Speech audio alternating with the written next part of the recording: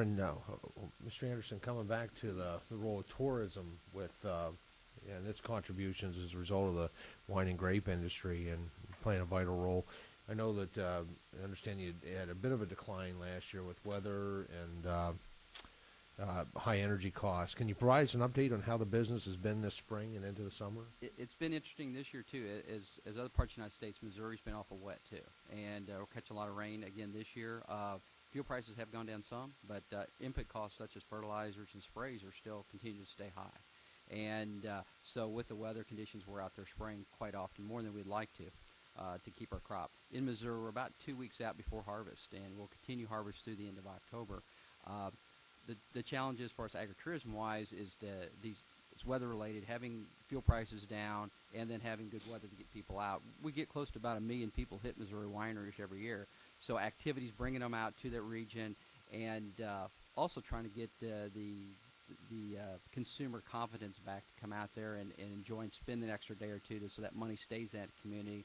Them tax dollars and that stuff stays in that community and recycles back. So it's very important to us. But again, a lot of it's weather based, and we're hopeful that next few weeks it'll have some sunshine and we can start harvesting grapes. I hope so too. I have just not much of a presence of that in my a very rural district, but I wish we could replicate that agritourism with milkshakes and dairy farmers right now. That would be a blessing if we could figure out how to. And I love milkshakes, so I don't see why it wouldn't work.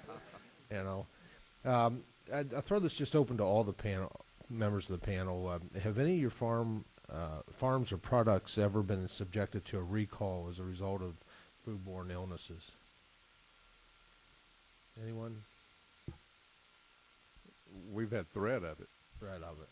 from the standpoint of, and it's very simple for a consumer to catch wind of someone getting sick from a particular product, and all of a sudden, the mind plays tricks on you, and you begin to think, well, maybe I'm sick as well. We've had folks to call in and to indicate, well, they had some of our product, now they're not feeling well. Fortunately, we've got a system in place where we can trace back and be able to clear ourselves of such indications. The problem comes in from my perspective. We can take every step, every measure possible to protect and provide safe food supply. Once that product ends up on the shelves of a grocery store or in a school system, it's easy enough for anyone to come through as a consumer to pick up an item, maybe not having washed their hands, maybe sneezed on it, a mother that's changed the diaper of a young child not washing hands, and contamination can occur. And yet that falls back so much of the liability and responsibility falls back on the producer. And there's just that point of contamination that can occur in so many other areas. But there's always a threat looming, and you always have a little bit of an element of fear of what's going to happen in the event of a recall. And I do know of several folks that have and experiences they've gone through. Just following up on that, I'm curious to see what the opinion of the panel is. Do you have an opinion on the effectiveness that USDA has had in terms of food safety and their oversight of that? I think that it was mentioned earlier about the fiasco that happened on tomatoes last year that was falsely blamed. We lost a lot of money last year just on a rumor or false of salmonella being on tomatoes. And it really hadn't recovered yet.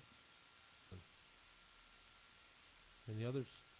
Congressman, for us in the wine industry, we're a little bit unique. We do work with USDA, but we're pretty much overseen by the Trade and Tax Bureau, TTB. So we have another agency involved that oversees us. So it's kind of interesting that there's FDA, there's TTB, and USDA, and for us, we've had a pretty good working relationship, speaking for the wine industry in the United States, with the Trade and Tax Bureau that oversees our labeling, our inspection process in the United States.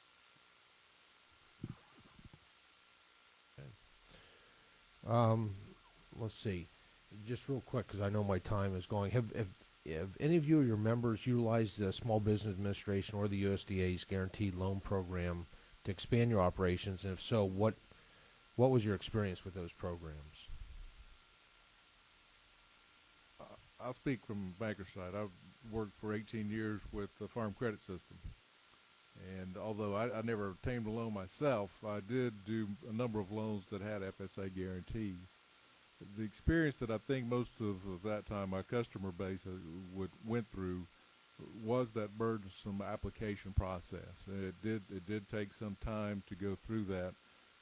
Also, the fact that every bit of property was secured the loan was secured by every bit of property. I'm talking real estate, equipment, crops, the whole 9 yards. That becomes very cumbersome. Uh, then just the process of providing annual records and support. Uh, it is a difficult process, not only for the applicant, but also for the lender that's assisting in those programs as well. It does become cumbersome to the point that there is some reluctancy to want to go through that process. And so I would say anything that can be done to help simplify that would certainly be beneficial to those that are in need of those type programs. Great. Well, I thank the panel, and again,